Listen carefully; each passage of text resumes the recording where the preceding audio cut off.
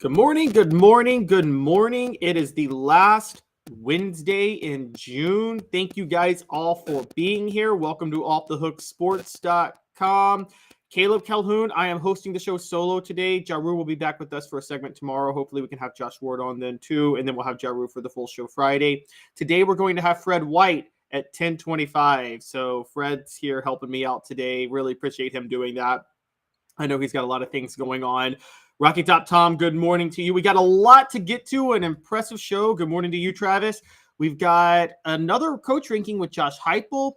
We have an interview with Paul Finebaum where he said some interesting things about Jeremy Pruitt and integrity. NCAA and betting standards, that's kind of becoming an issue for them. And also with Fred, I want to talk about an anonymous coach not being too nice to Joe Milton. And on a tragic note, we'll do this in this first segment. We're going to remember Ryan Mallett, who tragically passed away. There is a Tennessee football connection there, believe it or not. And it's not to the death, but to Ryan Mallett specifically. And we're going to look back on that. It was a horrible story. Rest in peace. We're all thinking about his family. So I just wanted to get that in there. But before we get to that, let's dive in and let's talk about some coach ratings, because it's the all season and we love coach ratings and we love top 10 lists and things like that. But this is an interesting one. A coach rating index, which is it's developed by Matrix Analytical. It's Matrix Analytical's coach rating index. They use actual data points to determine the 10 best coaches in college football. Now, what they do is they take into account the actual talent that you have, and then your actual strength of schedule, level of competition, and the results you produced on the field. Obviously, recruiting is a big part of coaching, so that's left out of here. But this just looks at how good of a coach you are and your effectiveness at coaching, and it takes a ton of different things into account. It's probably the most effective way of determining who's the best in-game coach out there right now. And believe it or not, Josh Heupel came in at number 9. Honestly, I was a little shocked it was that low. According to 247 Sports, Brandon Marcello, 247 Sports, posted this coach rating index, which they provided to 247 Sports exclusively. And it's written that Heupel enters his third season as head coach of Tennessee after winning 11 games last year and his incredible run at UCF. His high-octane offense has led to 3 10-win seasons. He's 46-16 overall. We all know about that, and then the passing efficiency and the success of that. His star rating is at 4.5, which is pretty good. 5 stars is 90 to 100. 4.5 is 80, 89.9. So, and 4 stars is in 70 to 79.9. So he's in the 80 to 89.9 range, which in college is a B. He's just ahead of Jeff Brom at Louisville, who I do believe is a very, very, very good football coach who has maxed out what you can do at Purdue, and I think is a danger at Louisville, can be very good. Just ahead of Heupel is Hugh Freeze. Now, remember, guys, this is not a character thing. This is not an integrity thing. This is not a you might get your program in trouble and get fired thing. This isn't a recruiting thing. This is just your ability to coach on the field. And there's no doubt that Hugh Freeze is a pretty good on-field coach. I mean, he did beat Nick Saban twice. Straight about coached Nick Saban twice. What he did at Ole Miss was very, very impressive. Just ahead of Hugh Freeze, shockingly, Chris Kleiman, Kansas State, comes in at 83.88 with the score. By the way, I should point this out. Hugh Freeze at 82.01, Josh Heupel at 81.12. Okay, so Chris Kleiman at Kansas State comes in at number 7. Really has carried the program beyond Bill Snyder, and you kind of have to give him a lot of credit for that. And so he has really maximized talent. I don't know if there's another level at Kansas State. We haven't seen it yet. We never saw it with Snyder, although Tennessee did almost play Kansas State in the national title game in 98, as we remember. Ahead of all of them, Jim Harbaugh at Michigan is number 6, 85.35. This is results-based, but I do believe it's also – well, okay, so Harbaugh recruits well, but I do believe there's an overachieving factor here because he hasn't recruited at a top 5 level until this year, and he's gotten Michigan into back-to-back college football playoffs, Big Ten championships. So Harbaugh, I'm shocked, is not higher. Dabo Swinney at Clemson, 90.54. That's results-based and solely results-based. I know he's brought in a lot of talent, and there's not a lot of competition in the ACC, but you still can't argue with – sometimes the results are so great you can't argue with them, even on an analytical basis. Now, the flaw in this, again, because it's so results-based and it doesn't take into account things that were inherited, is Ryan Day at number 4 at 93.38. I find Ryan Day to be massively overrated, as many of you know on this show. I think he's got a lot to prove. And so I don't think Ryan Day should be on this list. It's not taking into account what he's inherited and how he hasn't taken to the next level. The top three are not too surprising. Lincoln Riley is number 3 at 94.26. Josh Heupel is Lincoln Riley Circuit East. They run the same offense, and Lincoln Riley's doing it at USC. I think he's going to get a national championship before long. Number 2 is Kirby Smart. Number 1 is Nick Saban. Yes, they recruit a lot, but their success you really can't argue with. Shocking to me was that Brian Kelly was not on this list. And I'm waiting for Travis to say that this is my LSU homerism coming out. But Brian Kelly I think belongs on this list. I think getting Notre Dame to the playoff, I think we undersell how much you can do. We overrate how much you can do at Notre Dame. Again, this is where they take into account talent and level of competition. And Notre Dame, relative to talent, Brian Kelly did pretty much hit par. But then there's also the drawback of what you can't factor in, which is the fact that they have a much more difficult level of coursework for players at Notre Dame than other schools, which is why they always lose the week of midterms. Good morning to you, Smoky Mountain Red. Travis says after Tennessee drops Georgia at Neyland, that all changes. Rocky Top Tom, you said you've been to some Georgia games at Neyland that Tennessee dropped and should have won, and been to some that definitely not supposed to win, but they shocked him.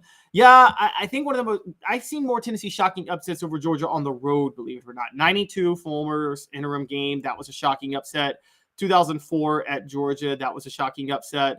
One of the most shocking ones, not a shocking one, but in 98 when Tennessee blew Georgia out. Guys, go back and look at that game. Georgia was actually favored in that game. It was the week after Jamal Lewis went down for the season and the injury. Travis, you said you take Heupel 100 times over Freeze and Kleiman of KSU. Okay, I'm with you on that, but I think you also have to take into account, again, this is solely just measuring results and talent. And Hugh Freeze has done a pretty impressive job on those things, despite all the other issues. Ryan Day's proven he can beat Youngstown State every year. Rocky Top Tom, that's pretty good. And I agree, Rocky Top Tom, Kelly belongs. Also, good point, Chip Kelly. Shocking that he's not in there. So that kind of threw me off. That's a good point. I will say, looking back on the Georgia games, Rocky Top Tom, the 24-3 comeback in 2015. Yeah, that's a good one. So, but as far as Josh Heupel being number 9, I think what's holding him back from being a little higher is the regression that happened at UCF in 2019 and 2020 after going undefeated and then 10-3 and then 6-4. This can't factor in the COVID year. It can't factor in injuries or things like that happened, and that's what's really hurting Heupel. So overall, I would say that this rating index is not the most effective way to measure the best coaches. But it's an intriguing thing to look at, and it's intriguing to think that Josh Heupel is a top 10 coach. And again, I think they got some right. I think in terms of just coaching on the field, Jeff Brom, Hugh Freeze, and Chris Kleiman are top 10 caliber on those. I mean, they really do a good job, guys, given the talent that they are dealing with. So I think it's really hard to sit there and say that this list is totally inaccurate. But here's some things you can't quantify with coaches when you just look at recruiting versus success on the field. You can't quantify what they inherited, and also level of competition, which this takes into account. You can't quantify what they inherited.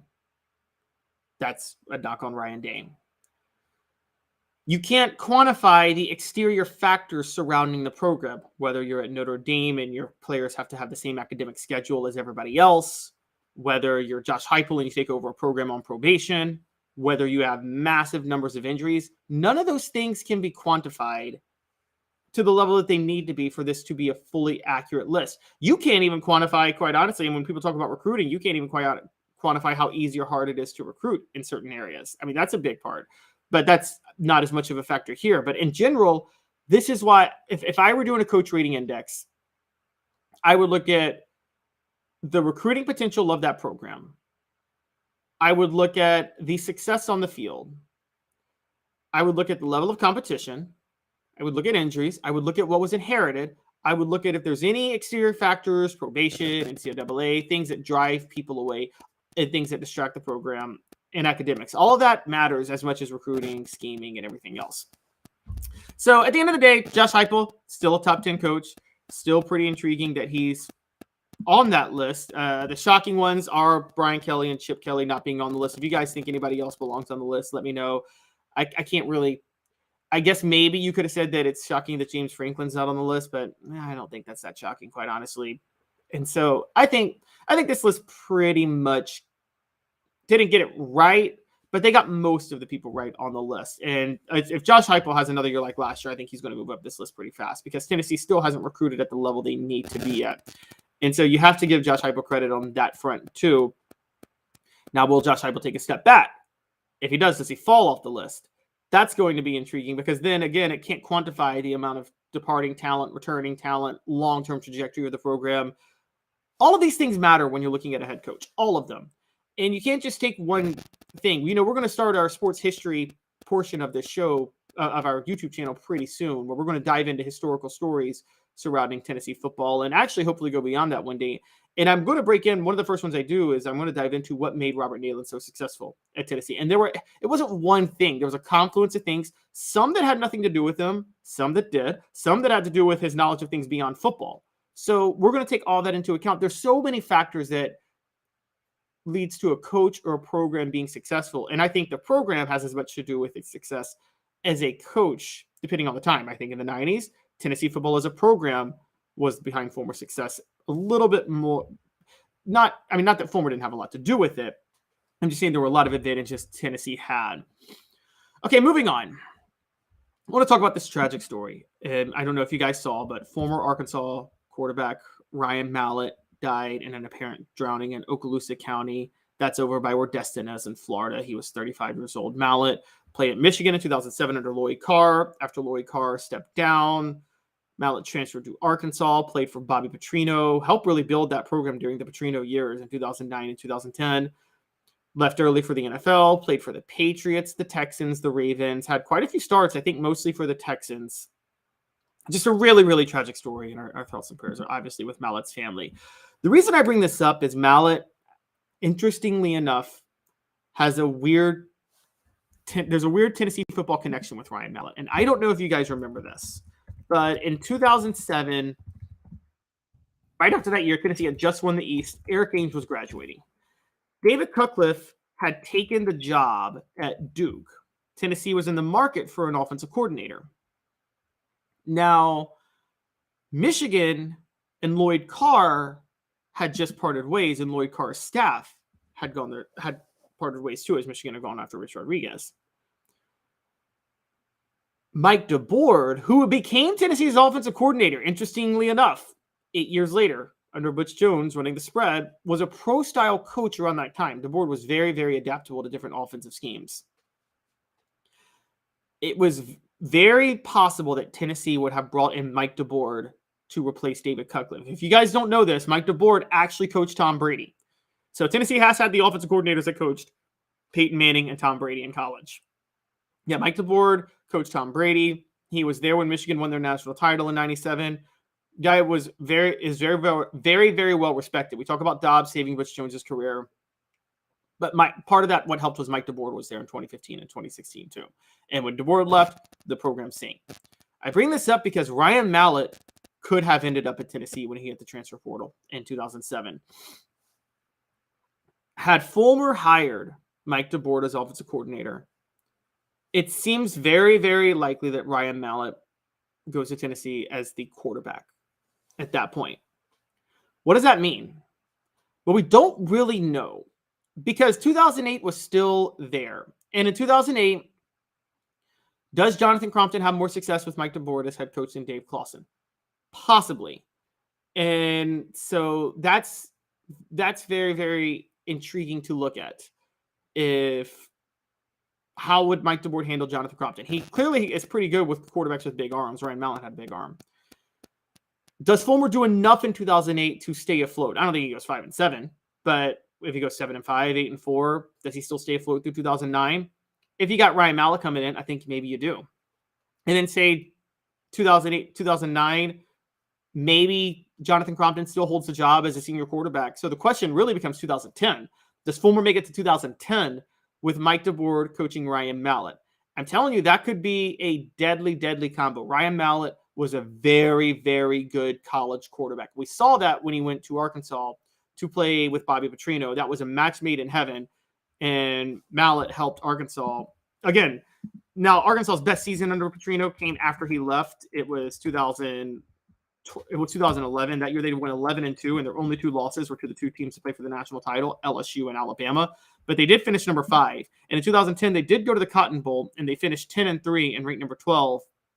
And if you guys don't remember, they had arguably the most exciting offensive game in the history of football when they played Auburn. Auburn beat them 65-43. It was 2010, kind of set the stage that the SEC is headed into an offensive era. But they scored top 25 wins over South Carolina and Mississippi State on the road that year, number 6 LSU at home, and should have beaten Ohio State in the, it wasn't the Cotton Bowl, it was the Sugar Bowl. I'm sorry, I got that mixed up.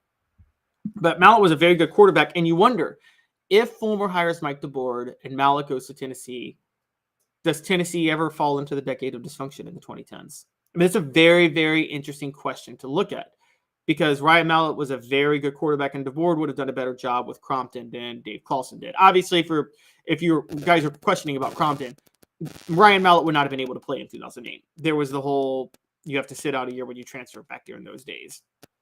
So that's why the question is, what would Fulmer have done with Jonathan Crompton? Another question, what if Trooper Taylor was promoted to offensive coordinator as Cuckle's replacement? Does Ryan Mallett still go to Tennessee? Does Ryan Mallett go to Tennessee then?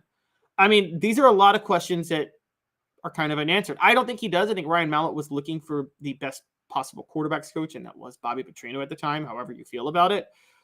But we're talking, as I'm talking this through with you guys, a very, very, very strong possibility that Fulmer kind of has a second win because of Mike DeBoer and Ryan Mallett in the 2010s. And in case you guys forgot, the SEC East was really bad after Tim Tebow left Florida in 2009. South Carolina won it with a 9-3 record in 2010. I actually might have even been 8-4 with Steve Spurrier. It was the only time they won the East. That would have been Ryan Mallett's year starting no matter what. Had he been at Tennessee with Mike DeBoer, it would have been the peak Mallett year. Tennessee went 6-7 that year. That was the 13 men on the field penalty year with LSU. I'm telling you guys right now, if Ryan Mallett is starting that year and Mike DeBoer's running the offense and Fulmer's still head coach, they probably win the East. They probably win the East. Now, they probably lose to Auburn. Don't get me wrong. They probably lose to Auburn because Cam Newton is having his Heisman year at Auburn in the SEC championship that year. But Tennessee is still staying afloat and showing that they're not falling off, and then they probably are still able to recruit at a high level, maybe even a higher level at this point. Because remember, Georgia was 6-6 in 2009 and 2010. That would have been the time for Fulmer to be able to have the second win, because Tennessee is at its best when Georgia's at its worst, because they can pluck talent out of Georgia. So if Tennessee stayed afloat in 2008 and 2009 and had a very good year with Ryan Mallett in 2010 winning the East, I think at that point you might see Tennessee going back to what they were doing in the 90s, which is just poaching the best talent possible right out of the state of Georgia. And then you're talking Fulmer having a second win in 2011, 2012, 2013, 2014, and maybe getting another national championship in there. Travis, you're trying to be a little sarcastic, Travis, saying he got the most out of Brady in college too. Oh, wait. Well, that wasn't Mike DeBoer's fault, okay? In case you guys forgot, Mike DeBoer, I'm going to pull up his background now, but Mike DeBoer was at the Michigan offensive coordinator from 97 to 99. And in 99, had Lloyd Carr not forced Drew Henson on Mike DeBoer when Brady was clearly the better quarterback at that time, Michigan probably goes undefeated and wins the national championship that year. I'm just going to be honest with you guys. The 2 games they lost because they were alternating quarterbacks and Drew Henson dug a big hole and Tom Brady had to bring it back both times. In 97, you're conveniently ignoring, Travis, that in 97 as offensive coordinator with Brian Griese at quarterback, Mike DeBoer helped Michigan win a national title and propel Brian Griese into an NFL draft pick, which he was not an NFL draft caliber player. Just sorry, he wasn't. And again, go back and look at what he did with Josh Dobbs at Tennessee. I mean, again, Josh Dobbs had as much to do with that as Mike DeBoer himself. Mike DeBoer did fail as a head coach at Central Michigan from 2000 to 2003. But I'm going to be honest with you. Maybe the reason he failed as a head coach at Central Michigan was because his offensive coordinator was none other than Butch Jones. Yep, that guy was his offensive coach. So maybe, and then of course he went to work under Butch Jones years later. Oh, and also Mike DeBoer came back to Michigan in 2006 and 2007. And that's when Michigan had their revitalization from the 7-5 year in 2005. And then went 11-0 for the first 11 games of 2006 and finished 11-2, having just barely lost to Ohio State, who was undefeated that year. So I think you're underselling how well this could have worked out had Mike DeBoer gone to Tennessee. He was running the pro style. He would have been a perfect fit for Fulmer's system. He coached tight ends. It was everything you could want, honestly, at the moment. And when Mike DeBoer left and went to Indiana, when he left Tennessee and went there in 2017, Tennessee fell off. So this is a big what if.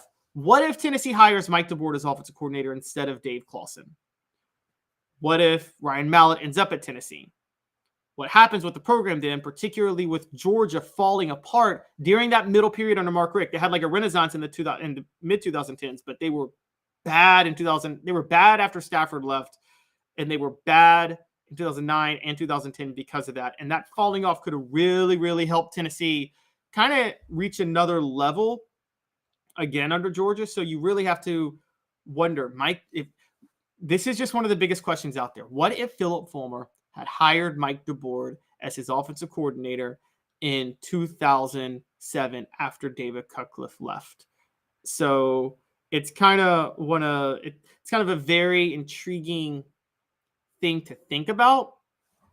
And that's where Ryan Mallett's connection to Tennessee comes in. But again, we are all thinking about Ryan Mallett. It's a very tragic story. He was a pleasure to watch in college football.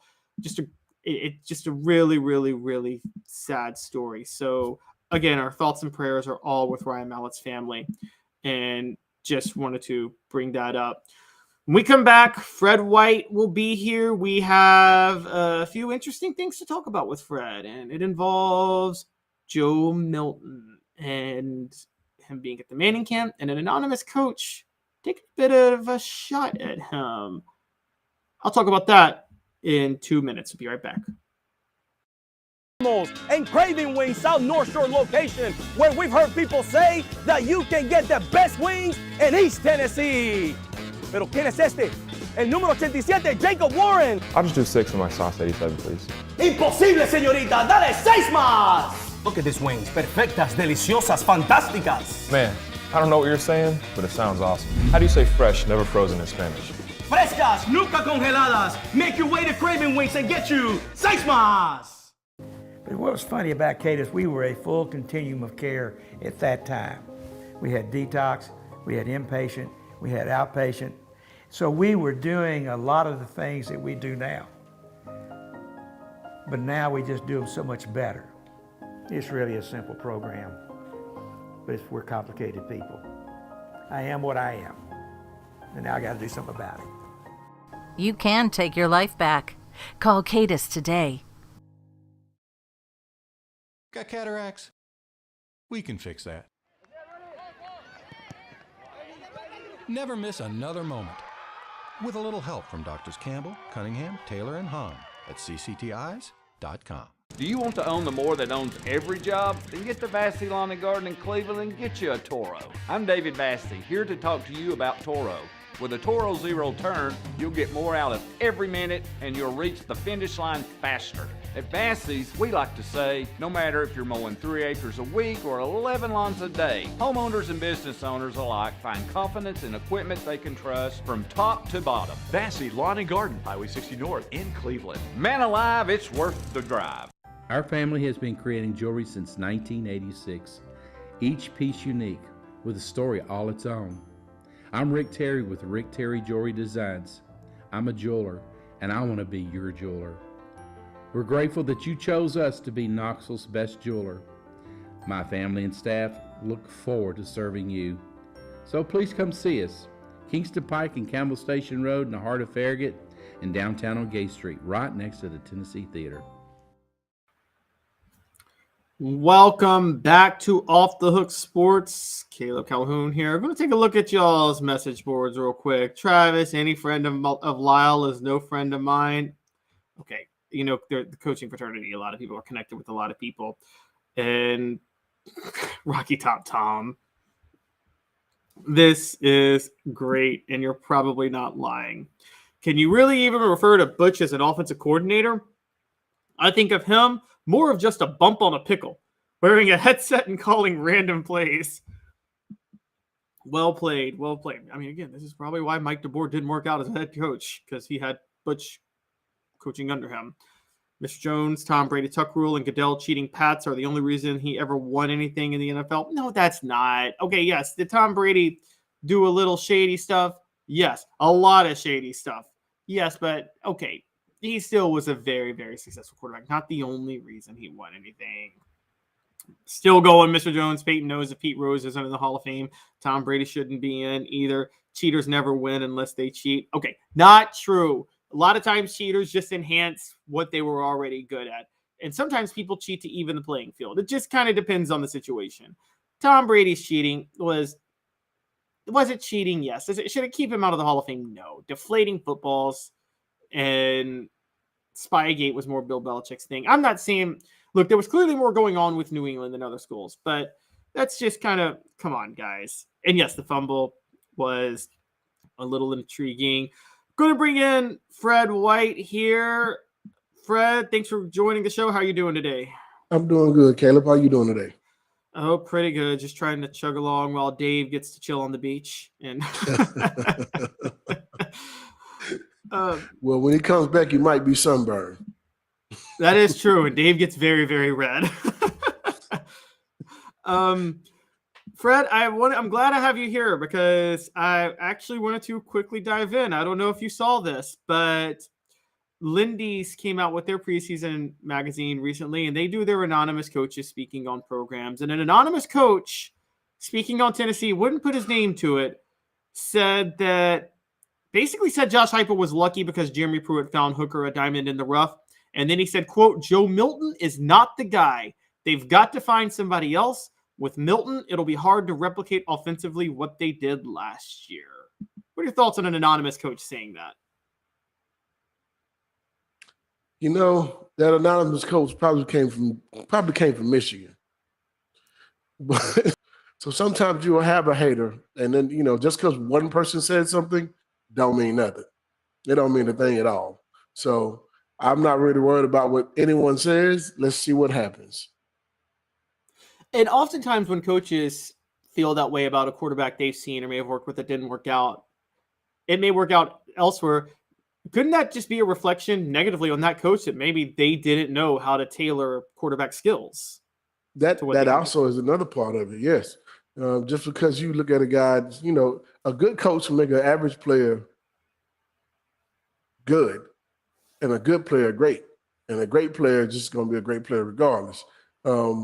But your coaching style and what you teach, I can go back to every position coach is different, and depending on your client, the guys that you have in your room. Like if you're a quarterback coach, you have guys and you're a quarterback guy that's what you do. You know how to make them better. You don't just say, hey, this is my way of doing everything, and this is the only way it's going to be done. Sometimes you got to tailor it to how that kid is or what that kid does. I learned that from being a coach. Coached at CAK High School in Knoxville, Tennessee, and I had guys who were completely different type of players. Some that could only play zone, some could play man. But I had to learn how to figure out which way was best to teach that kid because each one is different. And just because Henry Hooker did it this way, Joe may not do it that way, and Joe may be better doing it in another way. But I hate the fact that these guys always want to come out and say they want to be anonymous. They don't want you to know who it was. Hey, man, if you say something, stand on it. Plain and simple. Stand on it. Yeah, it's like it reminds me of the NFL draft when all these anonymous scouts will say stuff, and it's just like they're willingly hurting a player's draft stock, and sometimes maybe even hurting their future and they won't even put their name on it when they say it. A lot of times. Yeah. And that's a problem to me. That's the Skip Bayless that's the Skip Bayless situations I hate having to see. I remember a few years ago when Skip Bayless talked so bad about LeBron James in the championship game against Dallas, and I remember Mark Cuban going on there and roasting him, just kind of like, you know, you don't know what you're talking about because you didn't play the game. You understand it from a different point of view. You don't understand it from looking at it. You don't understand it from playing it. I actually remember that very well. Yeah, and I think Skip Bayless learned the hard way because I think he crossed a couple of lines with Shannon Sharp that, you know, I think he kind of learned that maybe don't trash a Hall of Fame athlete's career to his face. Yeah, that was I couldn't understand why he didn't. And that's the thing for me. Like, you talk about it like you actually did it yourself. Right. You know what I mean? Exactly. Like, what's your credibility? Just tell me what your credibility is to be able to tell that guy he didn't have a good career. Yeah. Really? I mean, exactly. Getting to so going back to Milton, it's funny you brought him up at the Manning camp last weekend. Caleb Jaru and I were on Monday talking about this, and I'm just curious, what are some things you think he could have picked up at the Manning camp? Because we do know Josh Heupel's offense is very different from anything Peyton Manning himself played in. Where shorter drops, kind of quick, get rid of the ball quickly, not really going through reads as much. So what are some things Joe Milton could have picked up from Peyton Manning or any of the Mannings for that matter when he was at the Manning? I mean, for one, technique. That's one thing that never changes. You can always get better at that, regardless of what offense you run. It's your technique. It's how you throw the ball, how you position your foot, your follow through. What do you see? What are you reading? Now, if you're going to talk about getting better with Peyton Manning, the one thing Peyton knew how to do was read defenses. Regardless of what play you were running, he knew how to do that. And if you can get that information from Peyton Manning and understand how he read defenses, understand how you can hold a safety or hold a corner or hold a linebacker for the short route when he wants that one behind him, those type of things. Those are things that you get, to see with Peyton Manning and learn from him. That's like learning from Tom Brady. Like, they know how to manipulate defenses when they drop back. And that's something that you can do.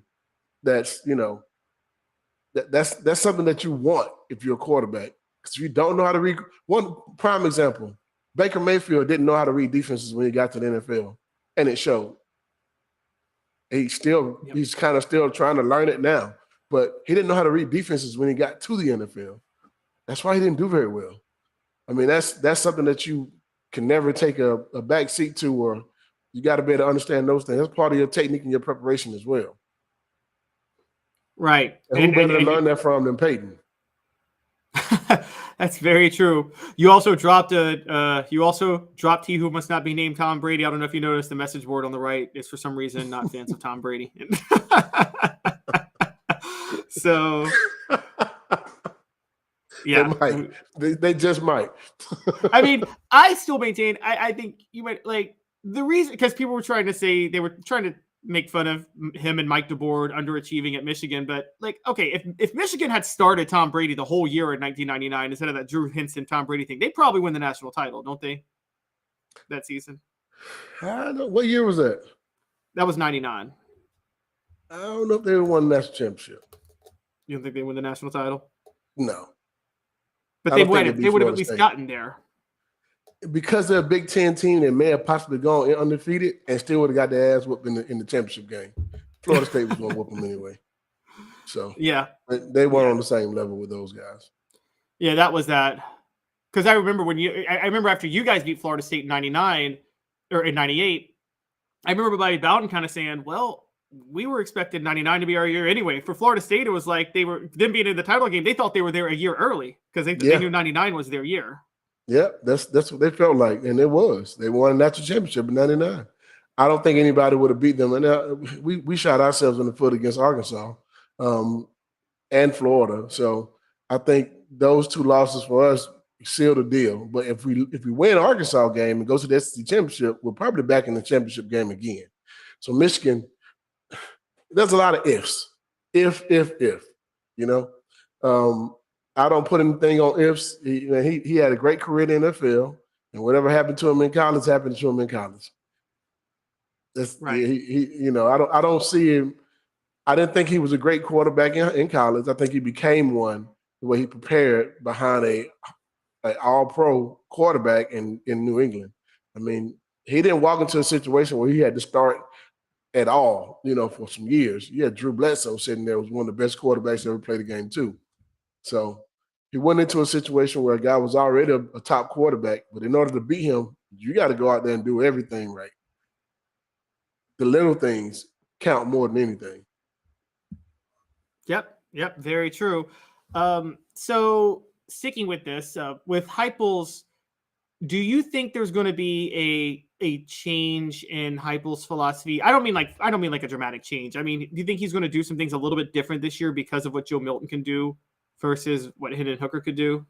Yeah, I don't think Josh is one of those guys who's this is my way or the highway type of coach. I think he figures out what he has best and what best assets he has for his team, and that's it.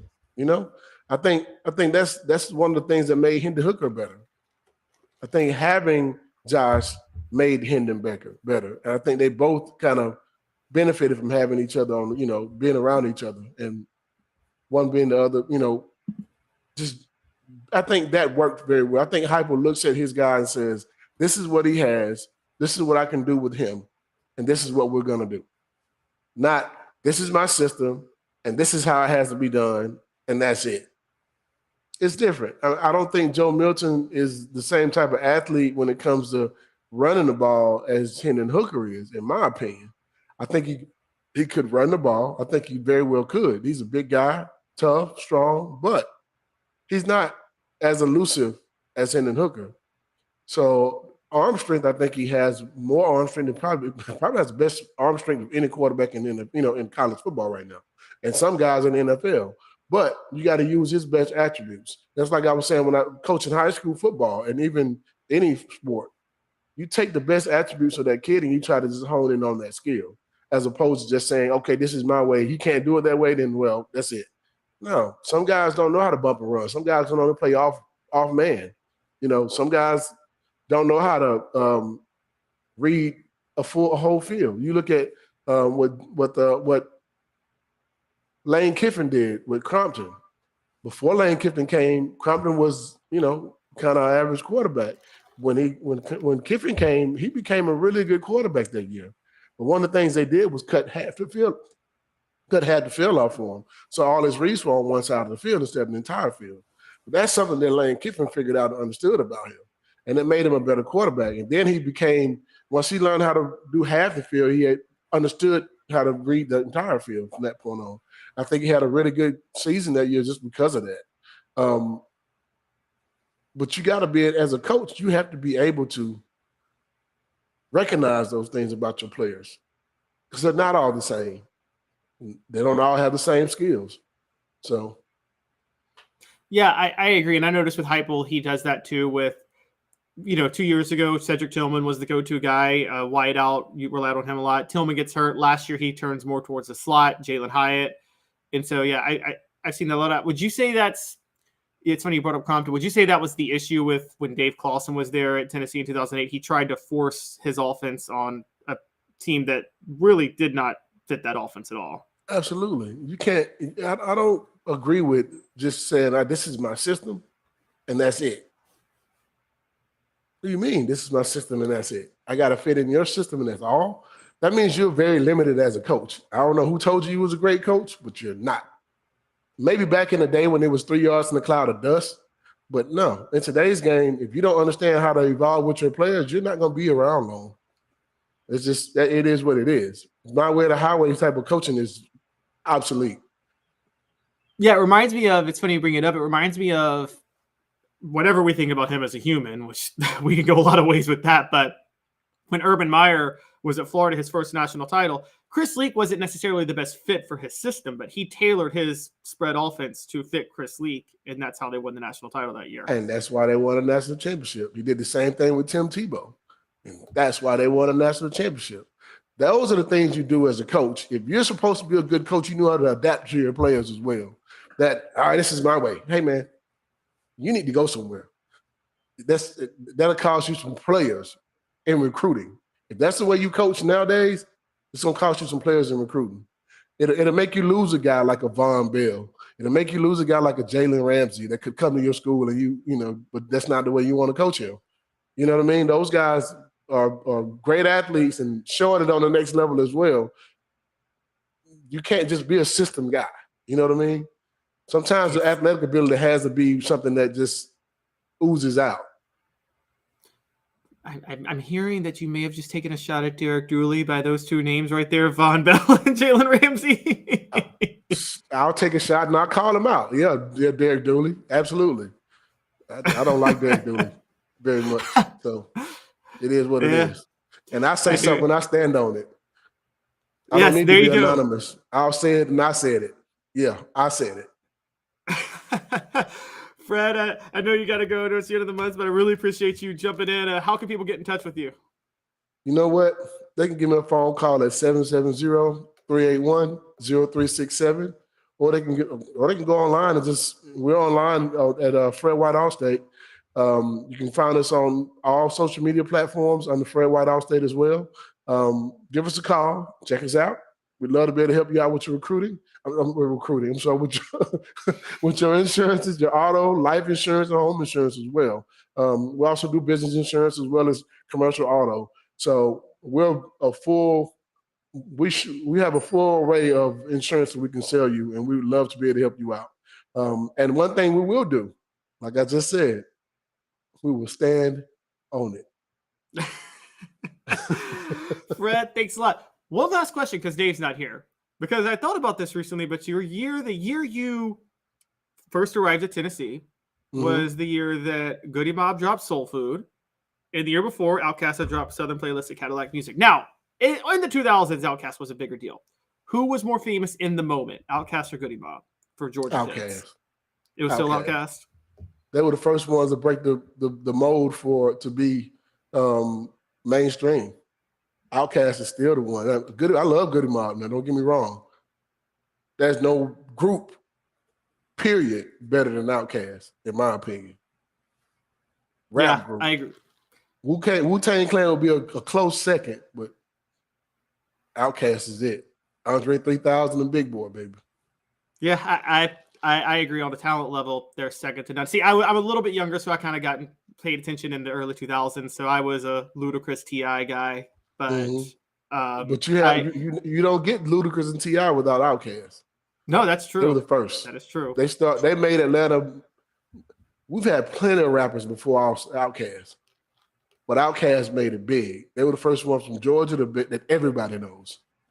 So yep. And that year, wouldn't know who T.I. was or Ludacris without them. Right. No, yeah, I appreciate them, and I had their newer albums in the 2000s that were good. You know, I had Stinkonia and Secret Box Float Below, but I didn't know much about early Outkast because I was just so young at the time. But man, listen, Southern Playlist of Cadillac Funky Music is one of the most.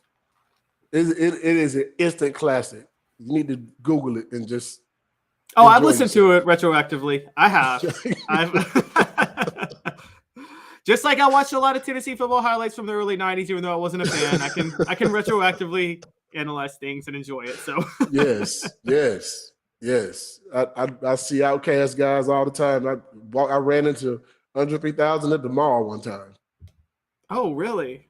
Yeah, man. I always hear that rumor that Atlanta's like it's like that. It is. It's like a small town almost, even though it's a big city. It is. Yeah, I ran into if you're in the city of Atlanta.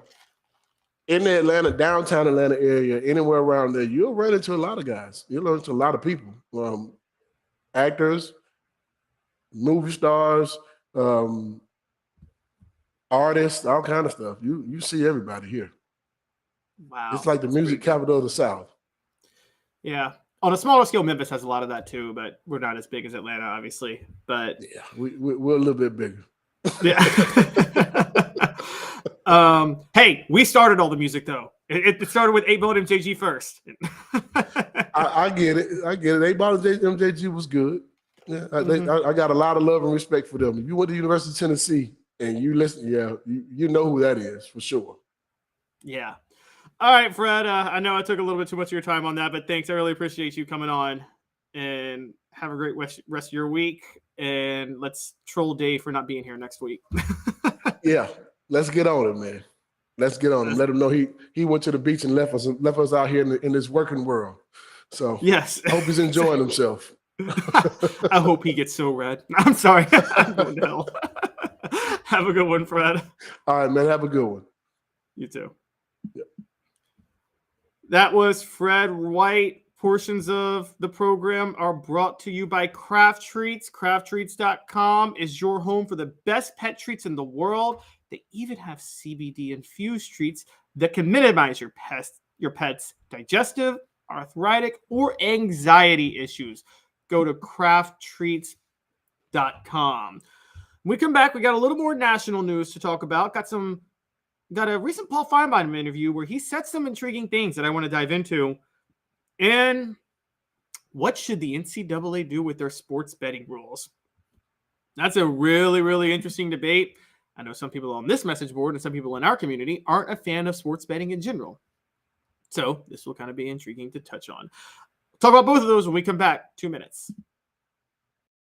Sun, sand, and salt water, the beach is a very relaxing place. Unless you wear contacts. Ow! Open your eyes to the best the beach has to offer with LASIK vision correction from Campbell Cunningham Laser Center. Ah. Hi, Mike Davis here with City Heating and Air, reminding you to always dare to compare. Our team provides quality local heating and air service, installation, and maintenance across East Tennessee. We use only the best equipment like American Standard heating and air conditioning for your residential, new construction, or commercial needs. Honesty, dependability, and customer satisfaction have been the cornerstones of our business since 1961. City Heat and Air. Dare to compare.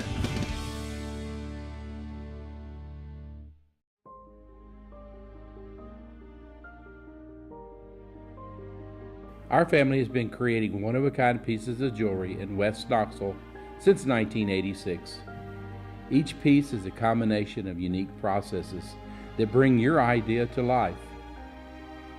Every day in our shop, a truly special item with a story all its own is being manufactured in our facility, bringing the history and family sentiment into a whole new generation of life.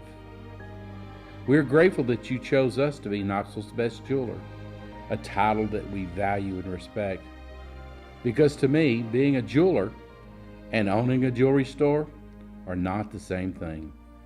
I'm Rick Terry. I'm a jeweler, and we want to be your jeweler. Kingston Pike and Campbell Station Road in the heart of Farragut, and downtown on Gay Street right next to the Tennessee Theater.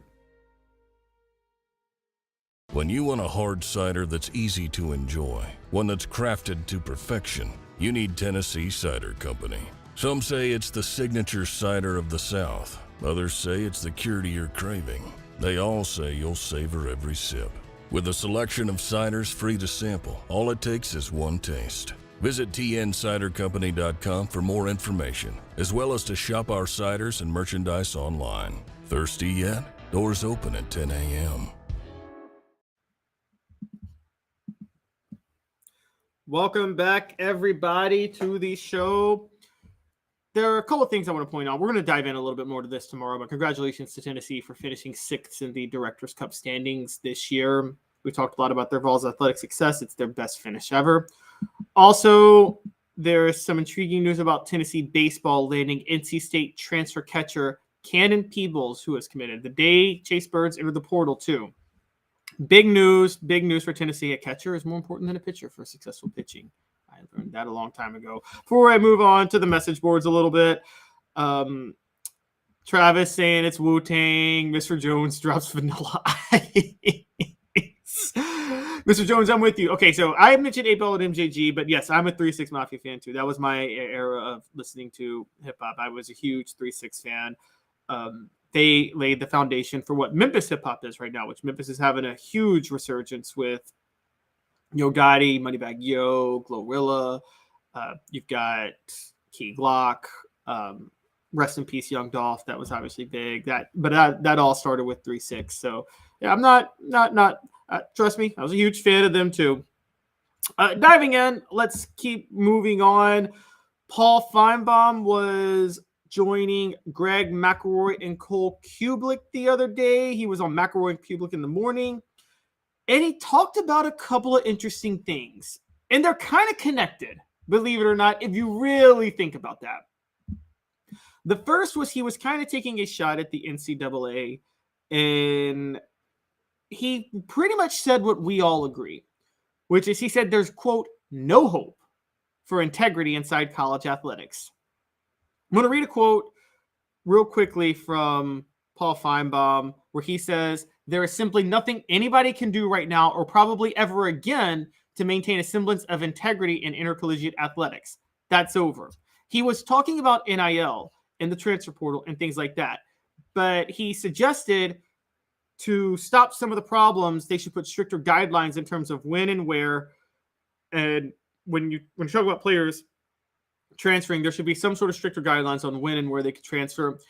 I'm not so sure about that. I'm a little bit mixed on that.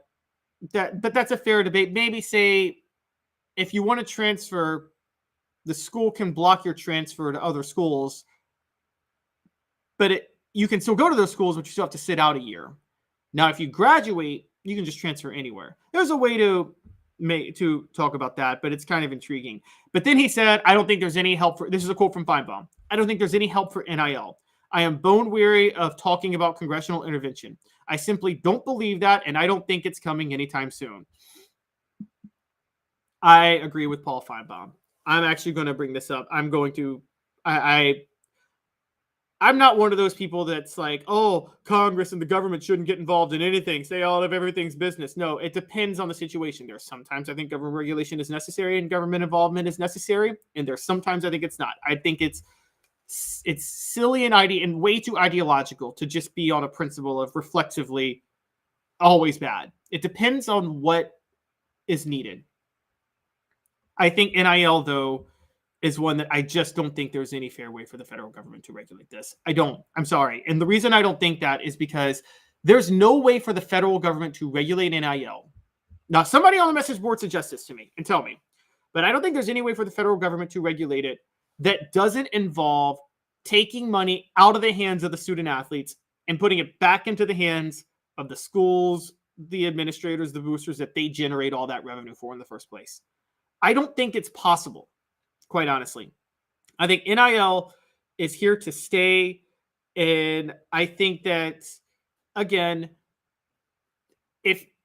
whether or not you're for or against NIL, if you want Washington to regulate it, you have to come up with a solution to me where the regulation won't result in the money that's going to these players going back into the hands of the coaches, the schools, the NCAA, and people like that. And if you can't figure that out, don't come to me for NIL regulation. Because the fact of the matter is the cat's out of the bag at this point. And what's going to happen long term is money is going to transfer from the NIL is going to take money away from long term coaches, NCAA officials, schools, things like that. They're all still going to be handsomely paid, don't get me wrong. But a lot of that money is cobbled together through what the boosters prop up. And the boosters are now going to be reserving that money for players. This is why, as Josh Pate talked about the other day, there's going to be a Moneyball era for coaches. There's going to be people are going to start looking more for coaches they can get on a bargain. There's not going to be there's going to be a lot more pressure on buyouts and things like that with NIL. You're not just going to be able to get a coach and open a dump truck of cash and say, hey, if it doesn't work out, I'll just pay the buyout and call it a day, because that money needs to go to the players. And that's a good thing. That's a good thing. Coaches were making way too much money for falling on their face too many times. And we just had Fred on. I'm pretty sure Fred feels that Derek Dooley got way too much money to walk away from his job after 2012. Okay, when he was fired. I mean, that's just how it goes. So I would say that, again, there's two questions: liking NIL or not liking NIL. That's over. That debate's over. NIL's here. So you can't not like it. The second question becomes regulating it somehow. And again, here's the problem with college football. The revenue that the schools generate, not booster based, but the schools themselves generate, that the players generate for the school, is used to fund all the other non-revenue producing sports programs. This is why you can't have players be employees as much, because that money that the schools would be paying them needs to go to other programs. This is where NIL was the best compromise. So if you're going to have any regulation on whether or not you're going to pay them, you're going to regulate NIL, anything like that, you got to figure out two things. I take this back. You got to figure out, one, how this money does it, how you can keep this money that they're getting now from going back into the hands of the administrators, the coaches, and the NCAA. And you got to figure out, two, if any regulation you do will prevent the football program from still generating the necessary revenue to support the non-revenue producing sports, which is crucial for Title IX's sake. There's just no way you can regulate it without compromising one of those two things. I just don't see how it's possible. If somebody has an idea, come to me. But one thing I don't want to hear is complaints about poaching players in the transfer portal, or the idea of tampering, or whether or not you can stop that. I don't care if they're tampering. Coaches are tampered with all the time. How often are coaches? Back in the day, this is for people who think back in the day. So back in the day, coaches used to get hired in January, maybe even February. I mean, it wasn't that long ago. I believe Nick Saban was hired in January of 2007, by the way. So don't quote me on that, but that used to be par for the course. Now coaches are hired the day after their last regular season game. And oftentimes before, they may have a conference championship game, they may have a bowl game. It's in the season when they're talking to these other schools if they're looking at another school. How are you going to say that coaches can do that, but then say you can't reach out to players who are playing at other schools who may look to transfer?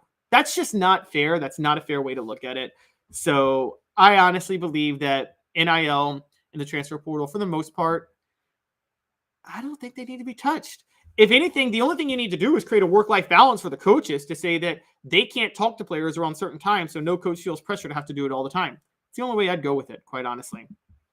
Now, Finebaum also had a very intriguing take about one Jeremy Pruitt. And Finebaum said he doesn't see it being a long time before Pruitt works again.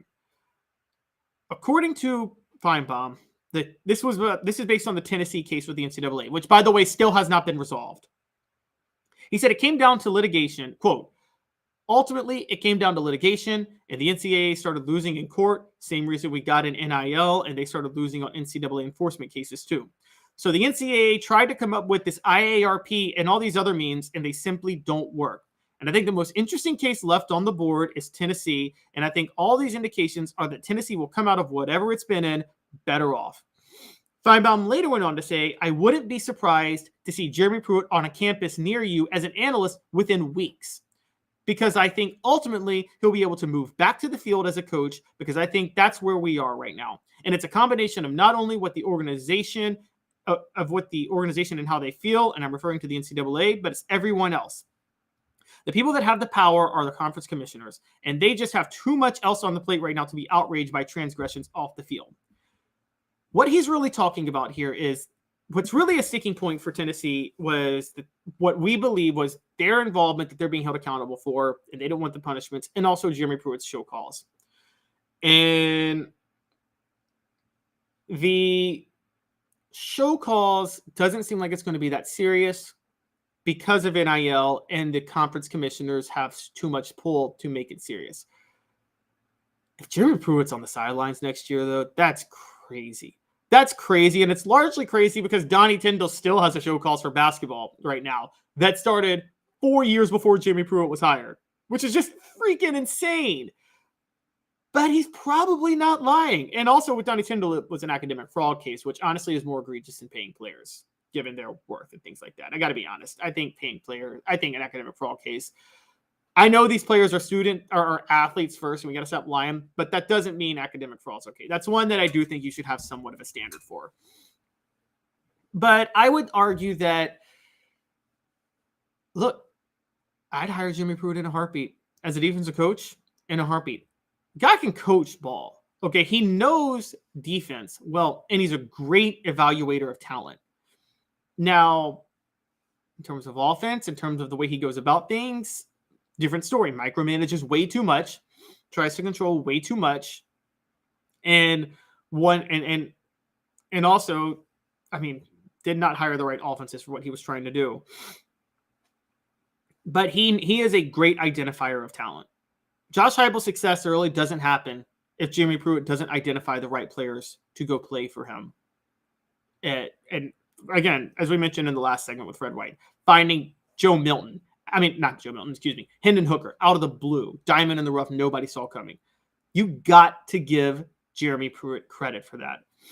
And the Duke can scout talent, and so I got to say I agree with Finebaum. I think Pruitt will be on the field pretty soon.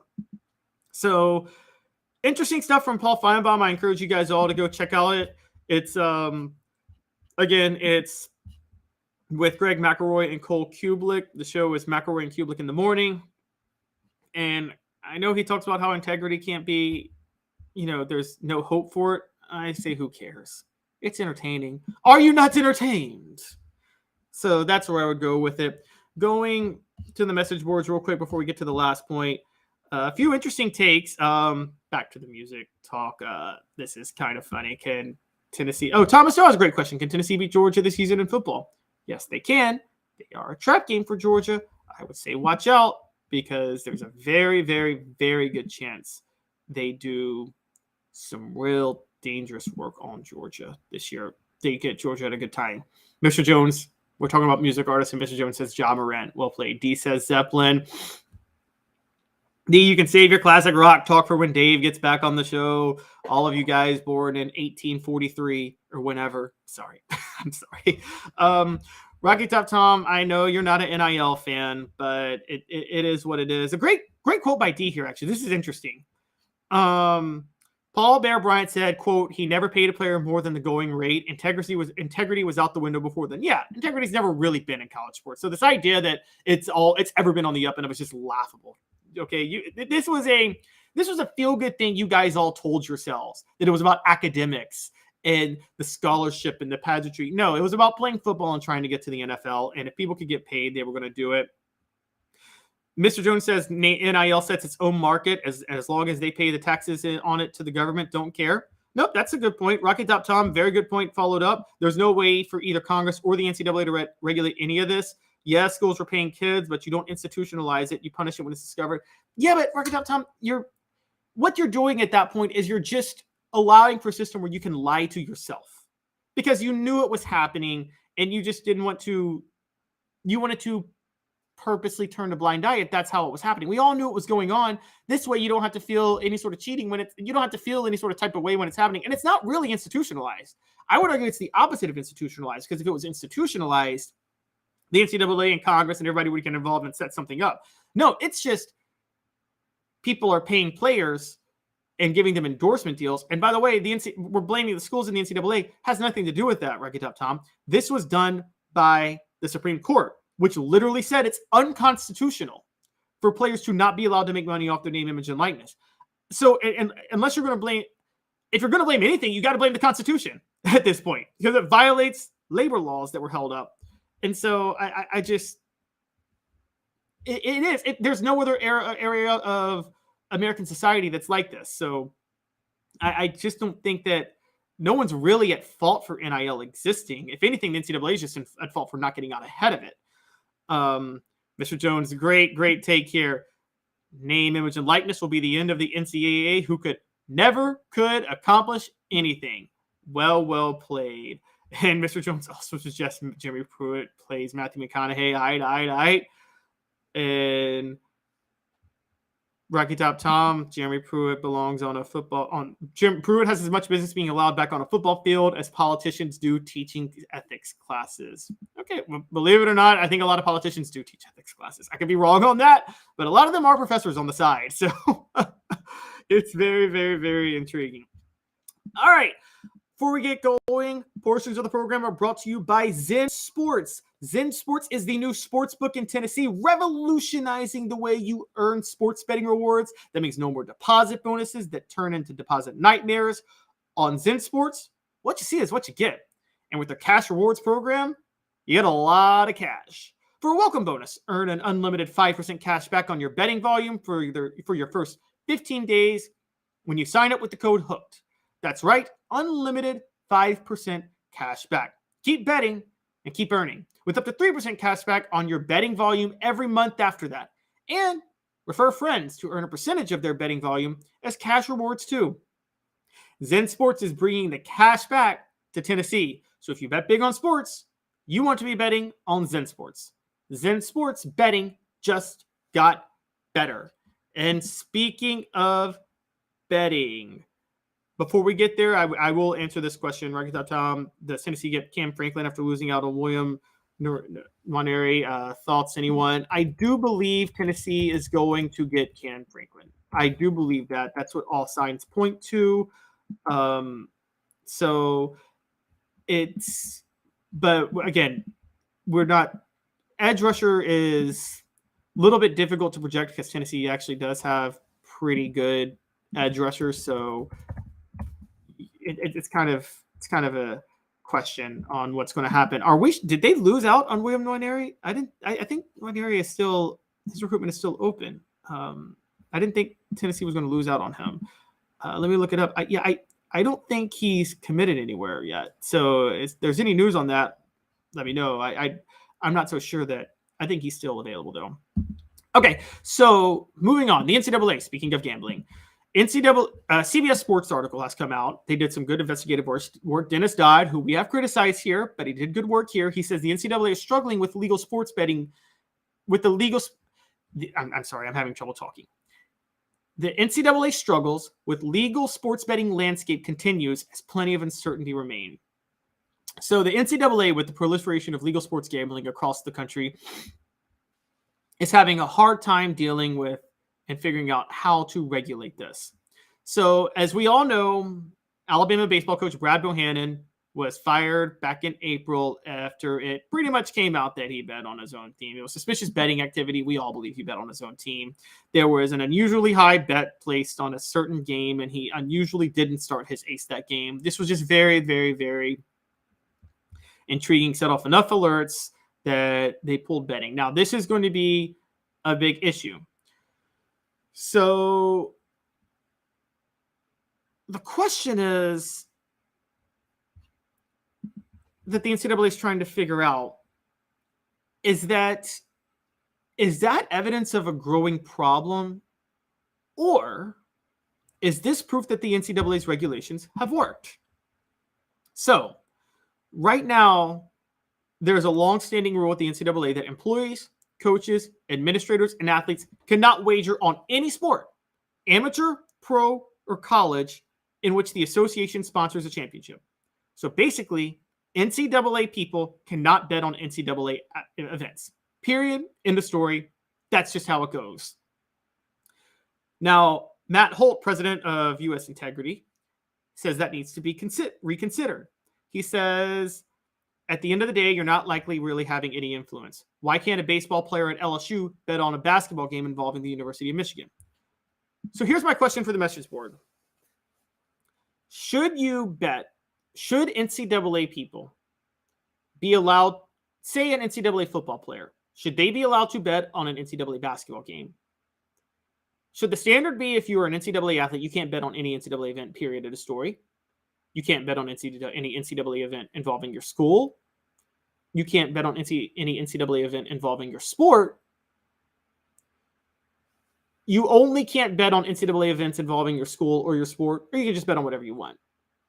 Now, my standard is, I'm just going to be honest, if you're an NCAA athlete, you can't bet on any event, the NCAA. I am pro sports gambling. I am pro legalized sports gambling, but I am very, very strict on betting. And here's why. NCAA athletes, if you guys know how, for those of you who've gone to college, know that athletes hang out in cliques a lot. A lot of football players and basketball players are friends. Basketball players, women's basketball players, women's basketball players, softball players, baseball players, basketball players. They're all friends with each other. They're all very connected, much more connected than you and I. So I don't think it's, and also many of them play multiple sports sometimes. Because of that, I don't think it's appropriate for them to be able to bet on any other sports, because they have too much insider information and that can skew the betting lines, which is as bad as betting against yourself in a game and losing on purpose. It's as bad if you look at the natural end result of this. And so I think the best thing for the NCAA to do is actually to keep what they have. And I can't believe I'm giving the NCAA credit for this, but I think this is a good rule.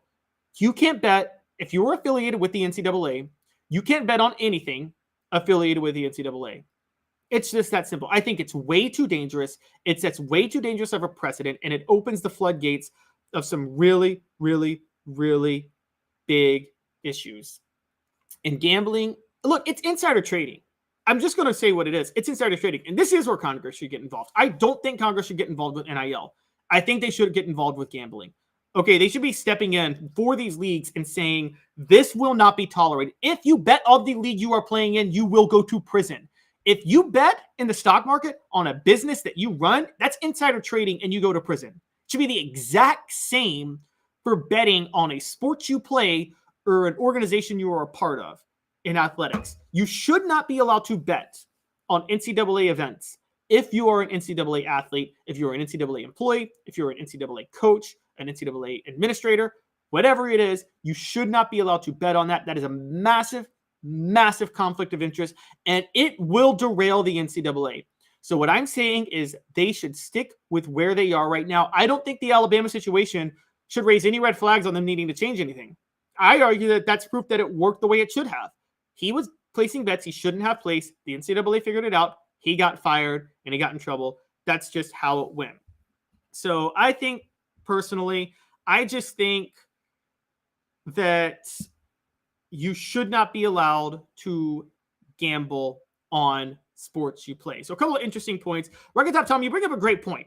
You say, so Congress, the people who make money on illegal insider trading, are supposed to regulate sports betting. That's a great point. We all agree it's ridiculous that Congress can insider trade. But that doesn't mean that the laws against insider trading shouldn't exist, which they do have laws against insider trading. So and Gary Harper jumps in. Welcome, Gary Harper. Says, you want Congress to speak out against insider trading? Okay, I get y'all's point. Yes, members of Congress do insider trading, and it's ridiculous, and they shouldn't be allowed to do it. That doesn't mean we should get rid of insider trading laws, though. It was Congress that passed insider trading laws. So, again, they're upholding the laws, it's not for themselves, okay, which is a ethics issue on its own, but that does not mean we should be getting rid of insider trading laws altogether. That would be crazy with the stock market and how things go, okay? So I would say that whatever your feelings on members of Congress are on insider trading and things like that, and of course it's a problem, and I have no problem with trying to call it out everywhere you get, every chance you get. That doesn't mean insider trading laws shouldn't exist, and that doesn't mean there shouldn't be laws against gambling on sports you play, because that is a form of insider trading. It just is. And you guys can't convince me otherwise. There's just no way the sports can't survive if insider trading becomes a part of it. You have to always believe your sport is on the up and up. Okay, 1919 almost derailed baseball. Go back and look it up. The 1919 White Sox threw the World Series, and quite honestly, they had a reasonable point to do it, given how they were getting cheated in their pay by the White Sox owner at the time. That's a different story, but either way, they still almost derailed the sport. So people who cared about the sport, Commissioner Kennesaw Mountain Landis, who was not the best person in the world, really enforced the gentleman's agreement to keep baseball segregated. So I'm no fan of Kennesaw Mountain Landis, but made the right move to throw them all out and make the stance. This will not be tolerated, because they nearly derailed baseball. And if Babe Ruth doesn't start putting on a show start putting on a show in the 20s, baseball gets derailed. Quite honestly, the sport dies. That's why Pete Rose, the ban, had to be upheld the way it was. I think the NCAA is right with their current ruling right now. I'm totally okay with it. The question is going to become, we all kind of agree that the NCAA as a governing authority is pretty much dying. It's going to be non-existent in a few years. Will the same rule exist with conferences in the future? I think it should. We'll see how it goes. Before we get out of here, I want to go to the message boards one more time. Rocky Top Tom with a great question. Do you think 2,000 years ago the Romans were etching on stone message boards about whether gladiator betting should be regulated? You know, Rocky Top Tom, the Romans were so advanced in so many ways for their time. I bet there was betting on these, and I bet there was some sort of stone arc, whatever you want to call it, that they had the bets on. So betting's very old, okay? Betting's a very, very old job, a very, very old industry. D says gambling in and of itself is wrong. If you're going to make it legal, make it all legal. Laws against gambling were established 5,000 years ago. This is a dead topic. I disagree. You can make things legal and then regulated. I mean, look, alcohol is legal. That doesn't mean people under 18 should drink it or that people should drink and drive. So it's just one of those things. So I disagree on that.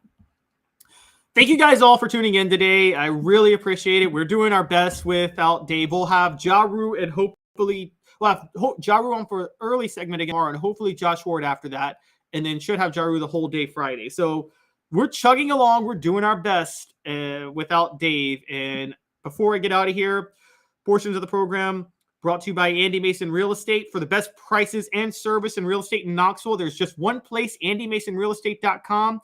Andy and his partners have been in the real estate business for a combined 40 years. They know how the market works and how to save you thousands and tens of thousands of dollars. Andy Mason at andymasonrealestate.com. You guys all have a great day. I appreciate all of you tuning in. We'll be back here tomorrow at 10 a.m. Eastern. Thanks a lot. This has been a presentation of Off the Hook Sports. This is Caleb Calhoun. Thanks a lot, everybody.